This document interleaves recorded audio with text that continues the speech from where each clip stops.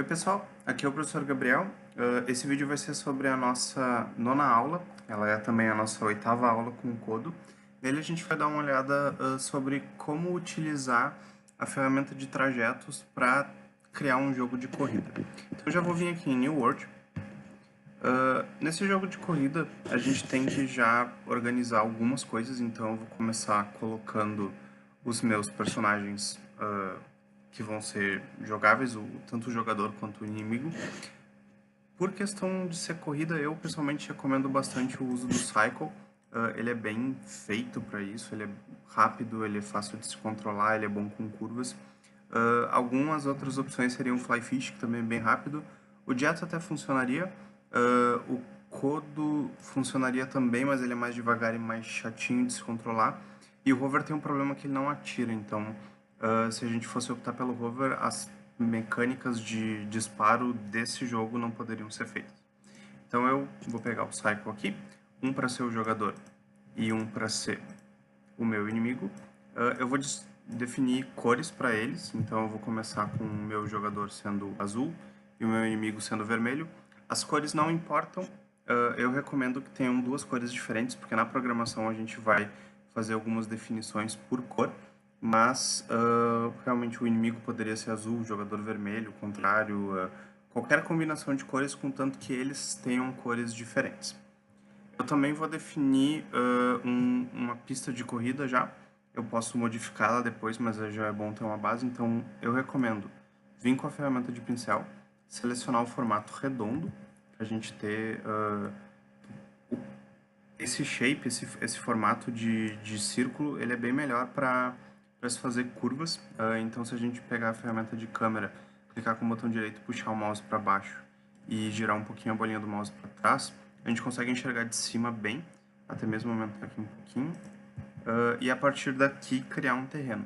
A gente já fez isso em outras aulas, mas lembrando, uma das maneiras mais simples de se criar pistas, claro que ela tem suas limitações, é só pressionar o botão esquerdo, então estou segurando o botão esquerdo, não soltei ele, e se eu usar o WASD do meu teclado, eu vou movimentar a câmera nessas direções.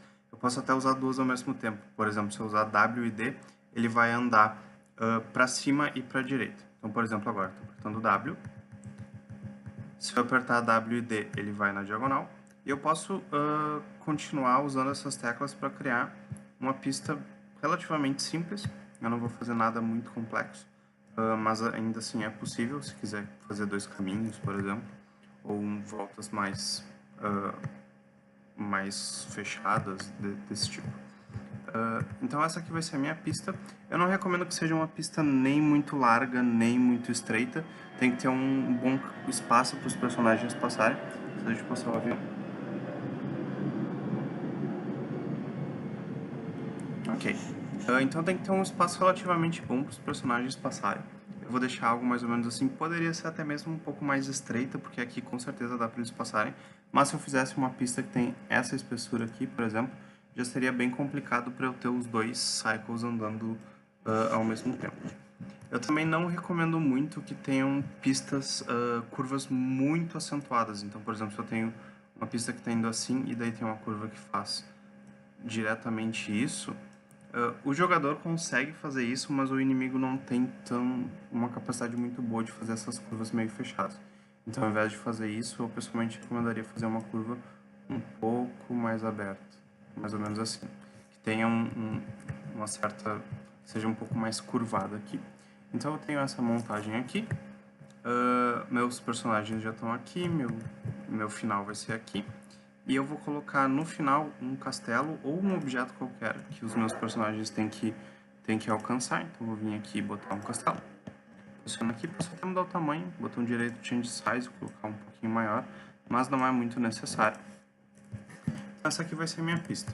Outra coisa que eu não recomendo é fazer com que o final da pista, por exemplo, seja aqui e que as pistas sejam conectadas. Então, em diversos jogos a gente tem uma situação em que a pista de corrida é mais ou menos assim. Ela tem um formato fechado. Então, por exemplo, começaria aqui e tem que dar uma volta. Tem como fazer isso no Kodo, mas é uma montagem um pouquinho mais complexa e a gente não vai fazer isso nessa aula. Então eu recomendo realmente que tenha um ponto que é o começo e um ponto que é o final. Então eu tenho essa montagem aqui da minha pista. Opa, vou até reconstruir aqui para não perder. Eu vou fazer agora o caminho do meu inimigo. Então o jogador, se a gente simplesmente programar para ele andar, a gente já consegue chegar aqui no castelo sem muito problema. Mas o inimigo ele vai precisar de um caminho que ele possa seguir, porque eu não consigo, com uma programação simples, fazer com que ele desvie dessas paredes e chegue no castelo. Então, para isso, é realmente muito útil a gente ter a ferramenta de caminhos. Eu vou selecionar aqui a Path Tool, só lembrando rapidinho como é que ela funciona, antes de eu começar aqui. Se eu clicar com o botão esquerdo, eu adiciono uma bolinha. Essa bolinha é um ponto no caminho. Se eu arrastar o mouse, essa bolinha que está movendo com ele, ela não existe, ela só vai realmente valer quando eu clicar com o botão esquerdo. Então, por exemplo, assim. E se eu quiser cancelar, parar esse caminho, eu posso clicar com o botão direito e agora ele está formado. Se eu tiver uma situação em que isso aqui acontecer, por exemplo, eu tenho um caminho que ficou aberto sem querer, eu posso clicar com o botão direito, Add More Nodes e continuar o caminho, até mesmo clicar em cima dessa bolinha, para eu ter certeza que conectou mesmo, tem que estar aparecendo a seleção de cores ali em cima da tela, então botão esquerdo, e botão direito para cancelar aqui, e eu tenho o meu caminho de volta. Então eu vou fazer agora o caminho do meu inimigo. Vou começar clicando próximo da frente dele, não precisa ser exatamente na frente, pode ser por aqui, por exemplo. Eu vou fazendo um caminho aos poucos. O que eu recomendo? Não façam as bolinhas muito conectadas, então, por exemplo, muito próximas assim. Isso pode ser meio complicado para ele seguir às vezes. E também não façam as curvas muito abruptas, que nem eu tinha falado. Vou selecionar aqui, colocar um caminho para cá, até afastar um pouco para eu enxergar um pouco melhor. Aqui. E chegando perto do final, é muito importante que entre a penúltima bolinha e a última bolinha, a linha entre elas atravesse o castelo. Tá? Porque o inimigo ele vai sempre tentar seguir essas linhas, nem sempre vai ser perfeitamente elas, ele vai aproximar, digamos assim. Mas quando ele estiver nessa bolinha, ele vai tentar atravessar essa linha e ele vai bater no castelo e é assim que ele consegue ganhar. Se eu tivesse aqui, por exemplo, ele não bateria no castelo, ele viria nessa direção. Ou se eu tivesse aqui, teria a chance dele não chegar perto o suficiente. Eu sempre recomendo atravessar. Caso vocês tenham finalizado a pista, é sempre importante checar que ela está certinha. Então, se eu passar o mouse em cima de uma bolinha e usar a seta para a direita ou para a esquerda, por exemplo, para trocar a cor, toda a pista tem que mudar de cor. Tá?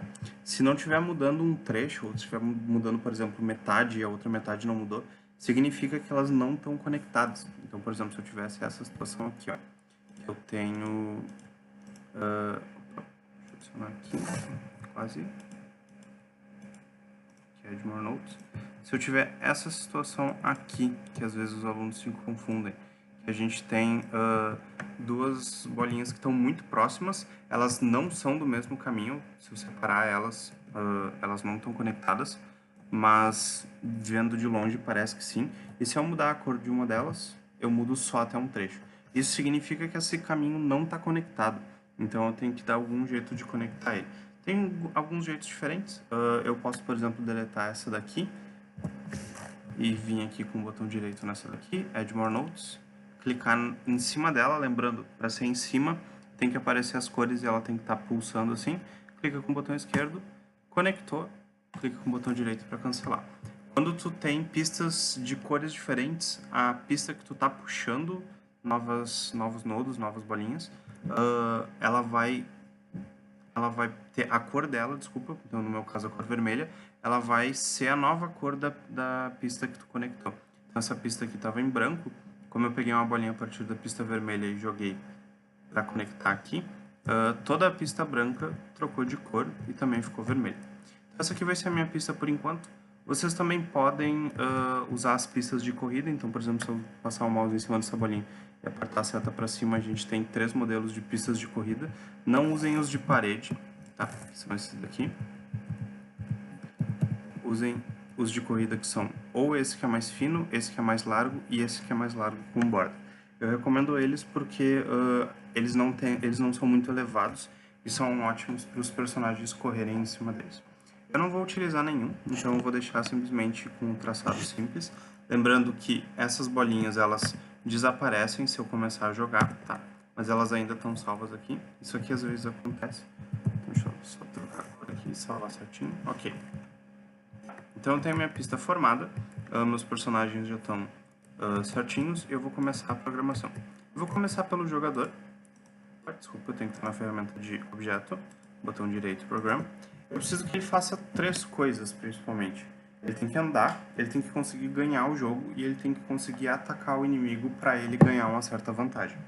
Então, para ele andar, eu vou utilizar o teclado. Setas ou WSD sempre é opcional, para os alunos preferirem. Então, eu vou usar o WSD. E no Do, eu vou colocar um Move e uma quantidade de Quicklies que eu achar que faz sentido dentro do meu jogo. Isso aqui é bem importante testar. Eu vou colocar 2 Quicklies, porque normalmente é o que eu uso para esse tamanho de pista, esse tamanho de curva. E aqui, a segunda linha eu vou fazer com que eu possa ganhar o jogo. Eu ganho o jogo batendo no castelo, então eu vou utilizar o Bumpet para detectar quando eu bati em algum objeto. Vou dizer que é quando eu bater em castelos. E daqui eu vou dizer Game Win para eu ganhar o jogo. Aqui na terceira linha eu vou dizer para eu poder atirar no inimigo, atacar ele e deixar ele mais lento, ganhar vantagem com isso. Então para isso eu vou usar no keyboard a minha barra de espaço, que está dentro de MISC, que a gente tem Space. Eu vou disparar um míssil. Eu estou utilizando o míssil porque o míssil ele não é disparado tantas vezes. O blip ele lembra uma pequena metralhadora de bolinhas, então seria muito fácil de acertar, digamos assim, tanto para o jogador quanto para o inimigo. Então é mais interessante a gente utilizar um míssil. A cor realmente é só para bonito. Eu vou utilizar azul porque o meu personagem é azul, mas pode ser qualquer cor ou até mesmo nenhuma. E o que é importante é, dentro da categoria de combate, a gente utilizar o stun. O stun, lembrando, significa atordoar. O que acontece quando um personagem é atingido por um míssil com um stun? Se eu sou atingido por um míssil normal, eu tomo um certo dano e eu posso morrer com isso. O personagem pode explodir. Lembrando que o míssil tira 50 de dano e os personagens vêm com 50 de dano. Então, se eu acertasse um míssil, esse personagem morreria na hora, o inimigo morreria na hora. E não é isso que a gente quer no nosso jogo. Se a gente for jogar jogos de corrida, como por exemplo Mario Kart, que é um dos mais famosos, a gente nunca mata os inimigos, a gente apenas prejudica eles, deixa eles mais lentos, ou derruba eles para fora da pista. Se eu utilizar o stun, o meu míssil não causa mais dano. O que ele faz é basicamente forçar o inimigo a frear por um segundo. Então o inimigo perde velocidade, ele não consegue se controlar e depois ele tem que reacelerar de novo. Então se a gente utilizar o stun e acertar o inimigo, a gente tem uma boa vantagem. Eu vou apertar ESC aqui. A movimentação tem que estar funcionando certinho. Vocês podem até testar e chegar no castelo. O stun não vai fazer muita diferença no momento, porque o inimigo não está andando ainda, mas a gente consegue ver que ele brilha um pouquinho. Quando ele está com esse brilho meio transparência, ele está stunado e ele perde velocidade se ele estiver andando. Agora, para a programação do inimigo, basicamente as mesmas coisas. Ele tem que andar, ele tem que conseguir ganhar e ele tem que atirar na gente, caso a gente esteja dentro da visão dele. Então eu vou vir aqui no More e eu vou colocar o Always. Lembrando que o Always significa sempre. Quando eu utilizo o Always, eu garanto que essa linha vai rodar todo o tempo. Ele não é obrigatório, mas ele é uma boa prática se ter. Então eu vou utilizar aqui o Always. Eu vou colocar o Move para ele andar. Eu preciso dizer aonde. Se eu só colocar o Move, ele simplesmente vai para frente, sem nenhum contexto. Mas a gente tem o OnPath dizendo segue um caminho. Para ter mais garantia de que ele vá seguir o caminho certo, a gente pode colocar a cor. Então, por exemplo, o caminho vermelho. Até mesmo se eu tiver vários caminhos, um vermelho, um verde e um azul, eu posso criar inimigos diferentes que seguem caminhos diferentes. Então eu vou colocar aqui Move on Path Red Path, então ele vai seguir o caminho vermelho.